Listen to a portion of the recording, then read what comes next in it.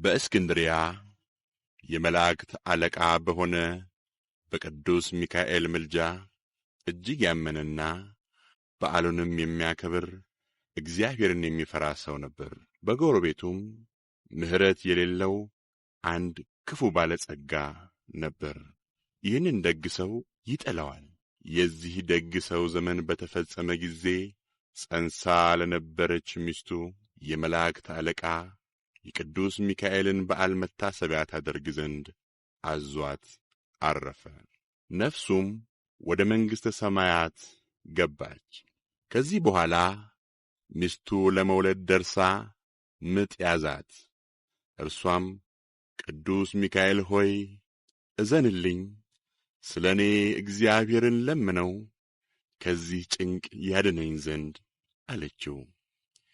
ይህን ባለች ጊዜ ቤቱ በብርሃን ተሞላ፣ ከጭንቀትም ዳነች። መልኩ ያማረ ወንድ ልጅም ወለደች። ያ ክፉ ባለጸጋ ይህንን በሰማ ጊዜ ብላቴናውን ይገድለው ዘንድ ምክንያት ፈለገ። ብላቴናው በቅዱስ ሚካኤል ልመና እግዚአብሔር ይጠብቀው ነበር። ብላቴናው ዕድሜው 10 በደረሰ ጊዜ የእናቱ ገንዘብ አለቀ። ያ ክፉ ባለጸጋ ይህን ምክንያት አድርጎ እኔ ያሳድገዋለሁ ብሎ ብላቴናውን ተቀበላት። ጥቂት ወርቅም ሰጥቶ ሰደዳት። ባለጸጋውም በእንጨት ሳጥን አሰርቶ ብላቴናውን ውስጡ ከቶ ይሞት ዘንድ ወደ ባሕሩ ከነቁልፉ ጣለው።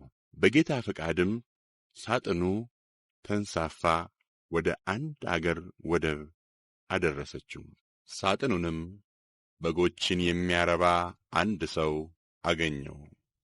ለደስታውም ይሆን ዘንድ አንድ ትልቅ ዓሣ በስሙ ካስጣለው መረብ አግኝቶ ወደ ቤቱ ገባ።